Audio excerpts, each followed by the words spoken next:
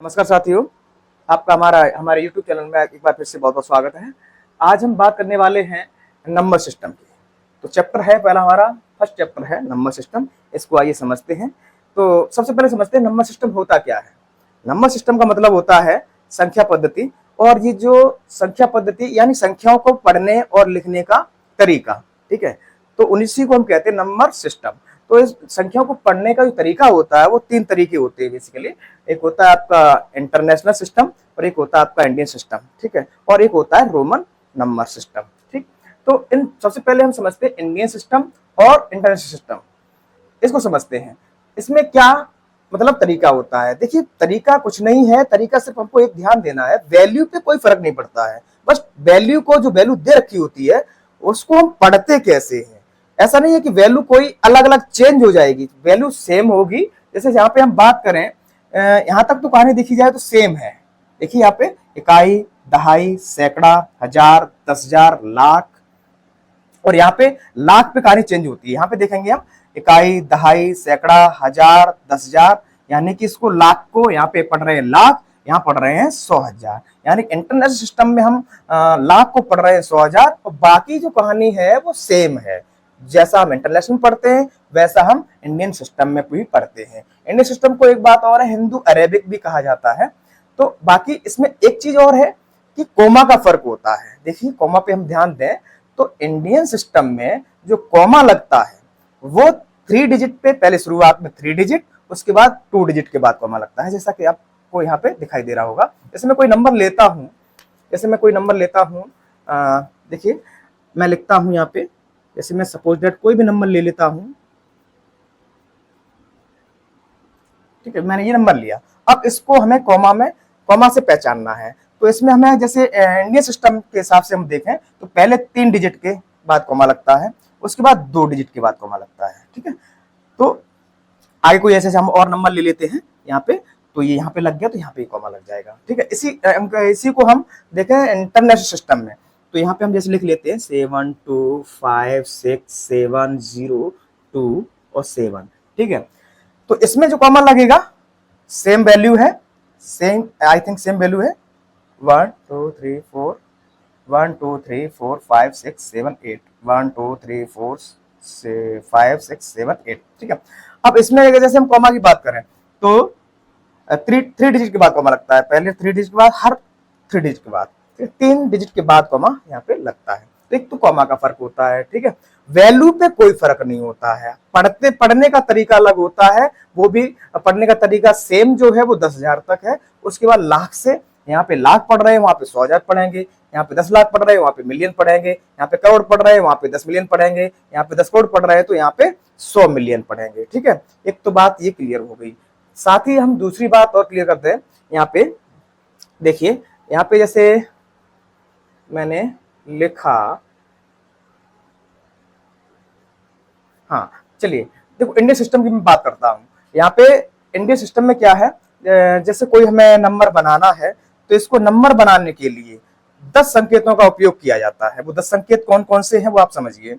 देखिए, पहला तो 0 है, फिर 1 है, 2 है, 3 है, 4 है, 5 है, 6 7 और 8 और 9, ठीक है। ये 10 संकेत होते हैं ऐसे जिनसे हम छोटी से छोटी और बड़ी से बड़ी संख्या बना सकते हैं।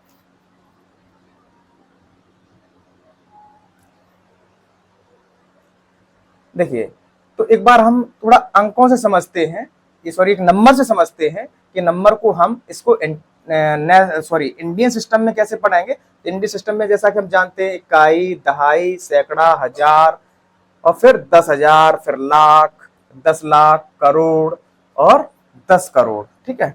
तो इससे हम जैसे पढ़ें तो यहाँ पे क्या पढ़ेंगे, 26 करोड़ यानी कि 26 लाख, और फिर उसके बाद 26 करोड़ 73 लाख यानी कि 45,000 और 672 पढ़ेंगे इसको, ठीक है। एक बार फिर से ध्यान देंगे थोड़ा सा, इसको क्या पढ़ेंगे हम, यानी कि इंडियन सिस्टम में यानी हिंदू अरेबिक में इसको पढ़ेंगे 26 करोड़ यानी 26 करोड़ और 73 लाख और 45,000 और 672, ठीक है, यहाँ पे हम बात करें हिंदी में तो 26,73,45,672। यहीं पे हम इस नंबर की बात करूं तो यहाँ पे हम जैसा कि पढ़ना जानते हैं इंटरनेशनल सिस्टम में कैसे पढ़ते हैं, इकाई, दहाई, सैकड़ा, हजार, फिर 10,000, फिर उसके बाद 100,000, उसके बाद मिलियन, फिर उसके बाद 10 मिलियन, उसके बाद 100 मिलियन। ठीक है, तो इसको जो हम पढ़ेंगे तो 432 मिलियन 523,716, इसको यहाँ पे हम इस तरह से पढ़ेंगे। आगे हम देखिए, आगे हम पढ़ते हैं, आगे इसमें नंबर सिस्टम में आगे हम पढ़ेंगे, इंडियन सिस्टम में ये भी चल रहे हैं, तो इसमें हम पढ़ेंगे जाति मान। जाति मान कह दें हम, या हम कह दें अंकित मान। जैसे हम कह दें जातीय मान, या लिखा हो अंकित मान। ठीक है, या हम कह दें शुद्ध मान, शुद्ध मान, या हम कह दें वास्तविक मान, वास्तविक मान। ये आपको लिखा मिल जाए तो एक ही बात है। अब इसमें जैसे मैं कोई नंबर लेता हूं यहाँ पे 2043, इस तरह से, इसमें हम थोड़ा सा ध्यान दें, ये सबसे इजी चीज है, हम थोड़ा ध्यान देंगे। जैसे इससे पूछा जाए 4 का आपको जाति मान बताइए, या अंकित मान बताइए, शुद्ध मान बताइए, वास्तविक मान बताइए, इस तरह से कुछ भी पूछा जाए तो हमको सिर्फ ध्यान रखना है जो डिजिट है वो ही उसका मान होता है। जैसे आपको 4 का पूछा जा रहा है तो इसका मान क्या होगा, 4 होगा। इसका पूछा जा रहा है 3 का 3 होगा। इसका पूछा जा रहा है इसका 4 होगा। इसका पूछा जा रहा है तो इसका 0 होगा। इसका पूछा जा रहा है तो इसका 2 होगा। एज इट इज वही उसका फेस वैल्यू कहा जाए या जातीय मान कहा जाए, एक ही बात होती है। ठीक है, तो वही डिजिट, जिस डिजिट को पूछा जा रहा है उसका वही फेस वैल्यू उसकी होती है। ठीक है, और इसे आप उसका अंकित मान होता है, या शुद्ध मान कह दें या वास्तविक मान कह दें, तो इसमें बहुत ज्यादा बड़ी बात नहीं है, ये आपको ध्यान भी रहेगी। आगे हम बात करते हैं प्लेस वैल्यू की। किसकी? Place value. इसको हिंदी में कहते हैं स्थानीय मान। स्थानीय मान। ठीक है, स्थानीय मान। देखिए इसको समझते हैं। जैसे मैं कोई नंबर यहाँ पे लिखता हूँ तो 4332। ठीक, इसको हम दो तरीके से सीखेंगे। एक तो हम जनरली जैसे हम कहते हैं इकाई, दहाई, सैकड़ा, हजार, 10,000। ठीक है, यहाँ पर और बे नंबर ले लेता हूँ इस तरह से। अब हमें इसका हर डिजिट का हमें प्लेस वैल्यू बतानी है। ठीक है, हम एक पूरे एग्जांपल से समझ रहे हैं, तो एवरी डिजिट की हम प्लेस वैल्यू देखेंगे और समझने का थोड़ा प्रयास करेंगे अच्छे से। कहीं कोई दिक्कत है आप तुरंत हमें कमेंट करके बताएंगे कि सर हमें यहाँ पे समझ में नहीं आया। देखिए यहाँ पे 2 है तो 2 को एज इट इज लिखेंगे। इकाई के स्थान पे है मल्टीप्लाई 1 इक्वल इसका जो प्लेस वैल्यू निकल के आई 2। ठीक है, इसको हम लिखेंगे 3, एज इट इज इसको 3 लिखेंगे, उसका मल्टीप्लाई, यानी कि ये वंस टेंस, यानी टेंस डिजिट पे है तो इसमें टेंस नंबर पे है तो इसमें 10 का हम मल्टीप्लाई कर देंगे और इसका आंसर आ जाएगा 30। यानी कि 3 की यहाँ पे 3 की प्लेस वैल्यू निकालनी है तो 3 की हमको हमारी कितनी निकल के आई 30। ठीक है, ऐसे इसको 3 यहाँ पे है तो 3 मल्टीप्लाई 100, आपको आई थिंक समझ में आ रहा होगा। तो इसकी प्लेस वैल्यू जो हो जाएगी वो कितनी हो जाएगी 300। ठीक है, इसको ऐसे 4 को लेंगे तो 4 मल्टीप्लाई बाई 1000, तो यहाँ पे हो जाएगी प्लेस वैल्यू 4000। यहाँ पे हम 2 को लेके चलें तो 2 मल्टीप्लाई बाई 10,000, तो इसकी प्लेस वैल्यू जो हो जाएगी 10 2 जा 20, यानी कि 20,000। ठीक है, ऐसे हम इसकी प्लेस वैल्यू को लेके चलें तो 2 into, यानी कि यहाँ पे 1 10 100 1000 10,000 लाख, यानी कि 1 लाख। तो यहाँ पे 5, तो 5 into 1 लाख, तो यहाँ पे हो जाएगा आपका 5 लाख, 1 2 3 4 5, कई ढाई सैकड़ा हजार 10,000 लाख, ठीक है। तो इस तरह से एक तरीका इसका ये है, ठीक है। और दूसरा तरीका जो मैं आपको बता रहा हूँ वो दूसरा तरीका क्या है, दूसरा तरीका क्या है, देखिए दूसरा तरीका क्या है, इसको डायरेक्ट हम निकाल सकते हैं।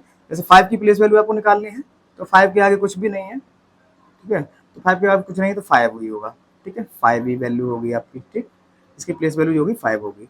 अब देखो 3 की हमको निकालनी है, 3 के आगे 1 डिजिट है तो 3 के आगे एक जीरो लगा देंगे, ठीक। 4 की निकालनी है, 4 के आगे कितने डिजिट हैं, 2 डिजिट हैं, तो 4 लिख के 2 जीरो लगा देंगे। 3 की निकालनी है तो 3 लिख करके इसके आगे कितने डिजिट हैं, 1 2 3, तो 3 जीरो लगा देंगे, यानी कि इसकी 3000 हो जाएगी। 4 की भी ऐसे ही निकाल लेंगे, तो 4 के आगे कितने डिजिट हैं, 1 2 3 4, इसके आगे हम 4 जीरो लगा देंगे, तो इसकी कितनी हो जाएगी, 1 10 100,000 और 10,000, 40,000 हो जाएगी, ठीक है। और ऐसे ही हम 2 की अगर प्लेस वैल्यू निकालना है डायरेक्ट, तो 2 के आगे देखेंगे कितने काउंट करेंगे, 1 2 3 4 5, यानी कि 5 डिजिट है, तो इसके आगे हम 5 जीरो लगा देंगे, तो इसको काउंट कर लेंगे, 1 10 100,000 10,000 लाख, यानी कि 2 लाख इसकी प्लेस वैल्यू हो जाएगी, ठीक है। तो इस तरह का हमने सीखा यहाँ पे जातिमान देखा, यानी कि फेस वैल्यू सीखी, और यहाँ पे हमने प्लेस वैल्यू सीखी। आगे हम बात करते हैं,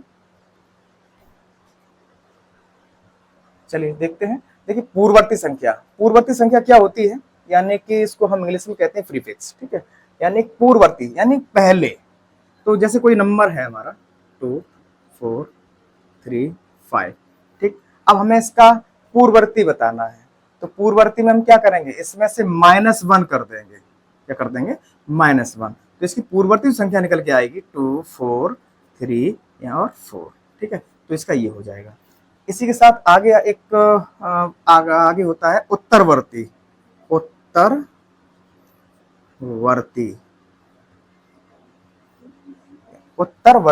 संख्या, इसको इंग्लिश में क्या कहते हैं, सफिक्स कहते हैं, क्या कहते हैं इसको, सफिक्स, ठीक है। तो ये इसमें क्या करेंगे, जैसे कोई नंबर है 3 4 5 7 और हमें इसका उत्तरवर्ती बताना है, ठीक है, उत्तरवर्ती का मतलब आगे, ठीक, तो इसका उत्तरवर्ती जो होगा इसमें हम क्या करेंगे, +1 कर देंगे, तो इसका हो जाएगा 3 4 5 8, ये इसका आंसर हो जाएगा, ठीक है। तो आज के लिए बस इतना ही, मिलते हैं नेक्स्ट वीडियो में, तब तक के लिए बहुत बहुत आपका धन्यवाद। आज के लिए बस इतना ही। आपको हमारा ये वीडियो कैसा लगा एक बार हमें कमेंट में जरूर लिखें, और अगर आप इस हमारे चैनल पर नए हैं तो हमारे चैनल को सब्सक्राइब जरूर करें, और मिलते हैं फिर नेक्स्ट वीडियो में, तब तक के लिए बहुत बहुत धन्यवाद। आज के लिए बस इतना ही। आपको हमारा ये वीडियो कैसा लगा एक बार हमें कमेंट में जरूर लिखें, और अगर आप इस हमारे चैनल पर नए हैं तो हमारे चैनल को सब्सक्राइब जरूर करें, और मिलते हैं फिर नेक्स्ट वीडियो में, तब तक के लिए बहुत बहुत धन्यवाद।